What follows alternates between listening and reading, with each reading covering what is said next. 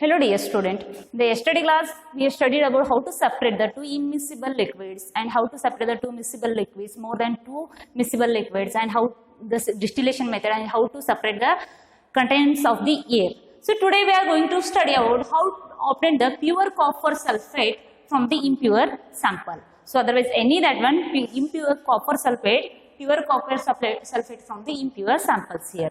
So this is by the method of crystallization. How we can see here? So first what we have to do, take a 5 gram, otherwise 10 gram, whatever this you need, that much of a sample you have to take here. So impure copper sulfate, that one. So that you have to take impure sample, you have to take a impure copper. This copper sulfate solution sample means that is a impure copper sulfate solution. That is a impure sample. So 5 gram, otherwise 10 gram, whatever you need, that much you have to take in a china dish. So in that, whatever to dissolve that sample, other impure copper sulfate, you have to add how much minimum how much required, that much of water you have to add in that and mix both. So when the copper sulfate will be dissolved in a water. So after dissolving, you have to filter that solution.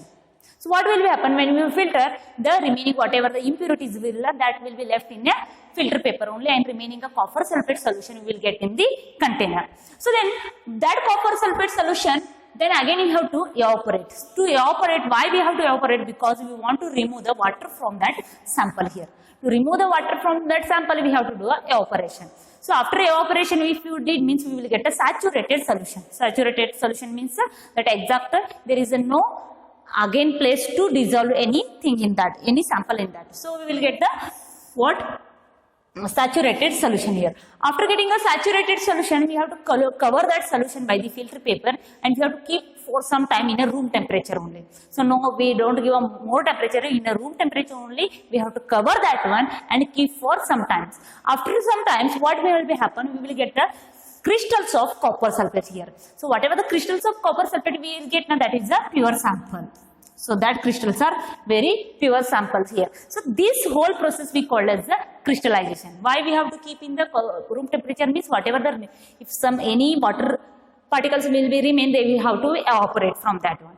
So then whatever the copper sulfate crystals we will get, now that is a pure crystallization, crystals of the pure sample here. So that method we call as a crystallization. So why this crystallization we needed? So maximally the crystallization process we will need to get a pure sample from the impure sample here. Pure copper sulfate, or any one pure substance we will get from the impure samples, means we will use that crystallization method here. So these methods we will maximally use in the purification of a seawater, the purification of a salt. We will get a salt from the seawater. So but whatever the salt we get, that is a pure salt? No. So that is not a pure salt. To remove all the impurities from that salt and we will get a pure salt, we will use a crystallization method here. So means we will use this crystallization method to get a pure sample from impure sample, otherwise a pure substance from impure samples here.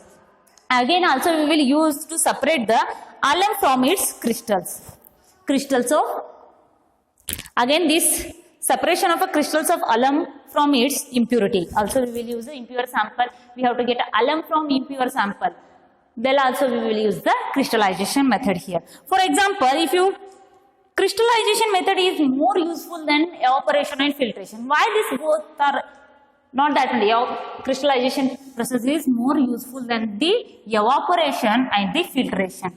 So better than the evaporation and filtration. Why the crystallization is better than both? Because like a sugar, like a substance, when we will give the heat for evaporation, when we will give a heat for sugar, that will be started burning there, otherwise sugar may get charged here. Charged means here churned. Churned means that will be started burning there. So that's why that time we can use the crystallization method here. So again what will happen in the filtration, some impurities will be remain dissolved in that solution in the filter paper when filtration takes then also. So that's why crystallization is more useful than the evaporation and filtration here. So after that, in cities we will use the tap water only. So whether that water is a pure, yes, in the cities they will supply pure water by filtering the water. So from reservoir, that water will come to the tanker. After the tanker, so we will get a pure water by this process. Means the whatever the impure water is there, means they will get a filter that water, then we will supply to the cities here. How they will filter the water here. So this by using this water purification, how they will pure the water here. So what? This is a reservoir of water. So from where we will get the water. So this is a reservoir. From reservoir, the stock water they will supply to the sedimentation tank. What is the sedimentation tank? In this sedimentation tank, what will happen? Whatever the solid impurities will be, they will settle down here only. Yes, in the sedimentation tank, all the solid will be settled down here only. After the remaining whatever the water is, then that will again pass it to the loading tank. In this loading tank, what will happen? Whatever the remaining suspended particles are there, they will absorb by this loading tank. So they will remove from the water. Whatever suspended particles are there in the water, they will remove from this loading tank. After the loading tank, again the water will be passes through the filtration tank. This we call as the filtration tank. This is a filtration tank. So in this filtration tank, what is this contains the 4 layers. What first downside there, big particles, big whatever this shows, that we call as a coarse gravel. So after that one they will arrange the gravels little bit smaller than, and these are very small, that we call as a fine sand and water, fine sand, gravel and coarse gravel. So this is a 4-layer arrangement here. So this 4-layer will be arranged. That 4-layer arrangement will work as a filter paper. So that is the process of filter. So what will be when water will be fell down here, so that will be completely pure and it will become to the tanker of chlorination. So that will be whatever the suspended remaining impurities that will be absorbed by these 4 layers here. After the water will be comes to the chlorination. So whatever the water you get from the filter tank will get, that is a pure. But what happens, there is any microbes means bacteria, fungi, literally bacteria will be present in that water. To remove that bacteria, we will pass through the chlorination tank. So here chlorination tank takes place, means the chlorine will be kills all the bacteria. Means what? After killing that bacteria, whatever the water we will get, now that will becomes a pure water and they will be supplied to the home here. So this is a process of purification of a water, and we will get after chlorination complete pure water we will get. We can use that for our daily purpose. Daily purpose means drinking, whatever purpose we can use. So this is the first method, that is getting a pure copper sulfate from the impure sample, and second one is the purification of water. These two are very important. So please, once again you have to read the books. So crystallization is used to separate the pure salt from the impure salt here. Otherwise we can tell that the purification of salt we get from the seawater. So that whatever the salt we will get from the seawater, that is the impure salt. So to purify the salt, we will use the crystallization method. Otherwise to get the alum from impure sample also we can use the crystallization. So crystallization is the method, it is more useful than the filtration and evaporation.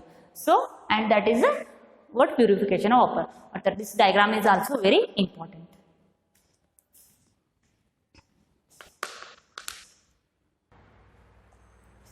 So now we studied the difference between the substance and the matter. So now we are going to study the physical and chemical changes. What are the physical and chemical changes here? So we know that one, already we know the physical properties of any matter here. So their hardness, their thickness, their color, their density, their fluidity, their melting point, boiling point, these all are the physical properties of any substance here. So any matter here. So which are those? Color, rigidity, fluidity, density, hardness, melting point, boiling point, these all are the physical properties of any matter here. So then what are the physical changes here? The physical changes means only what state of the matter has to be changed. For example, if you are consider a water, so water is one matter. So when we will cool the water, that will become a converts as ice. So there is a only state. So what will be liquid to solid? There is a state only changes, but the chemical property of the ice and water both are same. Yes, sir? They both are made up of hydrogen and oxygen only. So this is called the state of physical change of matter. We only change in the states of a matter here. So interconversion of a states. There is no change in the composition. There is no any change in the composition. For example, water is a composition of hydrogen and oxygen. So when water is converted as ice, there is any change in the composition, whether oxygen will be gone out of the hydrogen there? No. So hydrogen and oxygen again together their composition is there same only, but the state only changes the liquid to solid. So that is we call as the physical state. So next come for the chemical changes. What are the chemical changes here? For example, you can take a ice and water. So ice and water both are having the same, they both are different states, means that is in solid state, that is in the liquid. Ice is a solid, water is a liquid, but they have the chemical properties same here. Both are water only, both are formed by the H2O. Yes or no? Both are similar. Ice also H2O and water also. H2O is in the form of ice, otherwise it is in the liquid. Both we call as H2O only there. So composition is same only. So here what? Different in the physical state, but the chemical properties are same here. For example, so what will be happen? The chemical changes means when two substances will be react with each other. Now that has to be given different substance, means they have to give a new substance that has a chemical property, change chemical properties there. For example, if water will react with any one other substance, that new substance will be formed. That new substance, whatever the form, that chemical property and water chemical property both are different. They have to be, must be different there. Means when the new product will get that chemical properties has to be different there. Then only that we call as a chemical change here. So when they will be react, now that has to be given new substance here. For example, consider oil and water. So oil also liquid, water also liquid. Both are liquid in state. Physical states are same there. But the smell of, you can odor, smell, otherwise you can smell the water and oil. So they have a different smells there. Odor, they have a different odor. The water is odorless and oil has some different smell here. So but when they both will be react, so oil will be react with the water, then when we will burn that one, that will be oil will catches a fire there. Yes or no? So that will be burn in the water. But the water will be extinguish the fire there. Yes or no? Both are different chemical properties there. In air, the water, oil will started burning there. But water will be extinguish the fire there. Yes or that is a different chemical changes there. The physical state is the same, but the chemical formation is different there. So then candle burning. So this candle burning is the example for both the physical and chemical property. In candle burning, that will be takes place of physical change also and a chemical change also, because that solid become a liquid there. Again liquid become a gases. What will be happen? That state of the matter also changing there. Again what will be? That will be catches a fire there. When you will start giving fire burn, when start lighting the candle, that will be starts the giving what? Carbon dioxide, means the chemical new substance also we will get from there. Yes or no? So candle burning is the example for both chemical and physical proper changes here. So got what is the physical change and what is the chemical change here. So this which they will ask a question, which candle burning is the example for which change. So that will be both the physical and chemical changes here.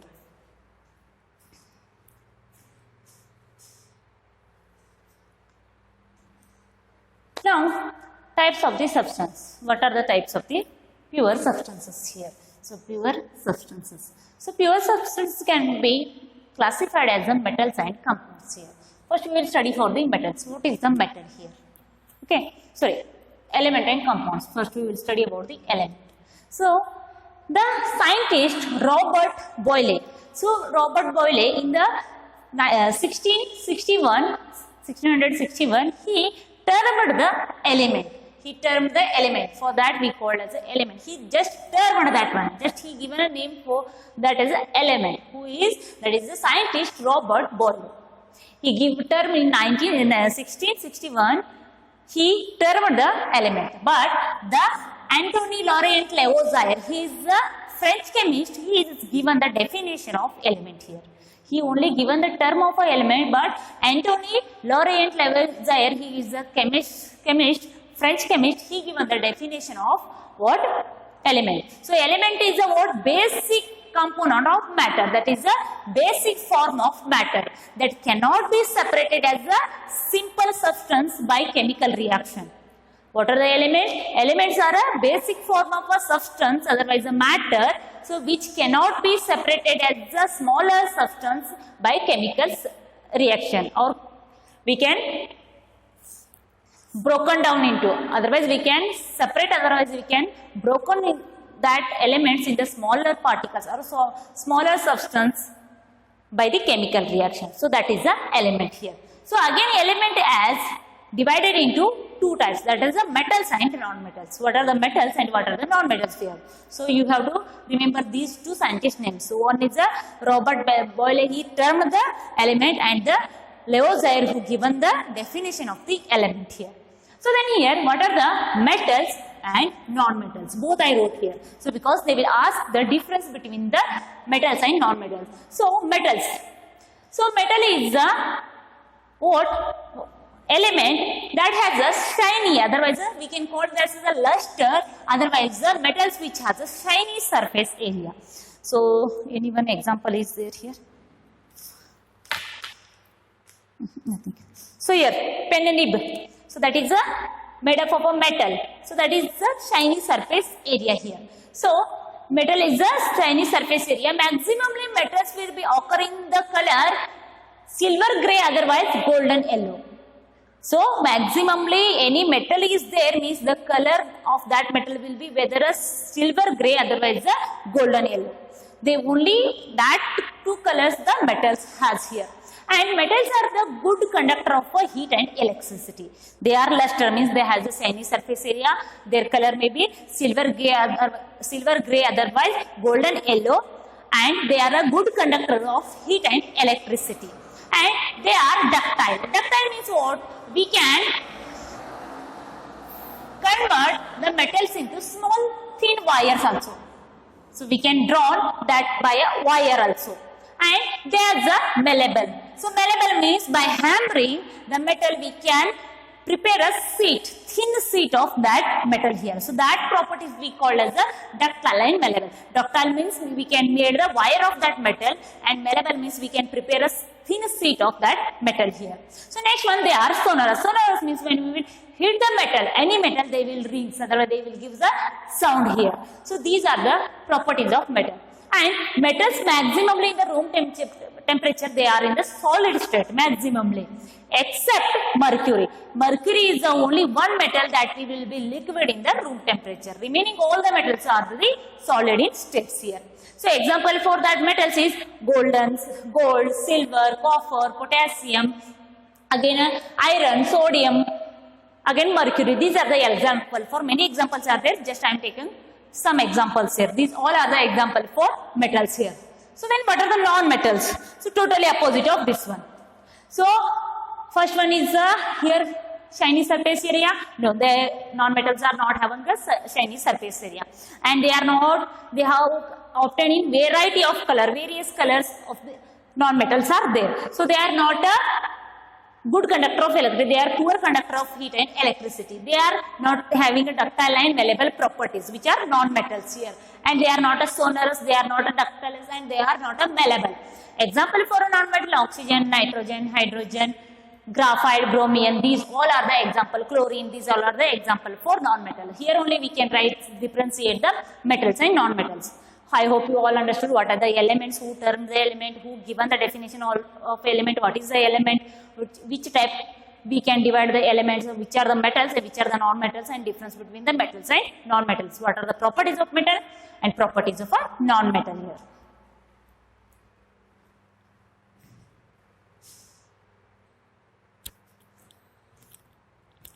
So here discuss about the metals and non-metals here. So one more thing it will become that is a metalloid. What is a metalloid? Which properties lies between the metals and non-metals. So here the elements have the intermediate between the metals and non-metals. Now that we call as a metalloid here. Metals, non-metals, between whatever it will become, that we call as a metalloid. For example, here I wrote the boron, silicon, and germanium, so on. So these are the example for metalloids. Means what will happen? So in the periodic table also, the metals and between the non-metals there is a zigzag line is there, that we call like this one row is there, that we what are the elements will be lies here now, that we call as a metalloids. Between this side will become a metals and non-metals, and between will become metalloids here. So then next come for the compounds. What are the compounds here? So compounds are they are the substance composed of two or more elements here. Composition of two or more elements chemically, that we call as the compounds here. Elements and compounds, which are, so we can divide the substance as the elements and compounds. So here elements, in that metals and non-metals, no compound, only single, that is the composition of two or more elements chemically, that we call as the compounds here. So then mixtures and compounds. What are the difference between the mixtures and compound? Both already we studied about mixtures and compounds here. So here elements, mixtures are just mixed with each other. There is no any formation of new substance and there is no any chemical changes here. Only just elements or compound just mix each other. There is no formation of new compound, that we call as a mixture.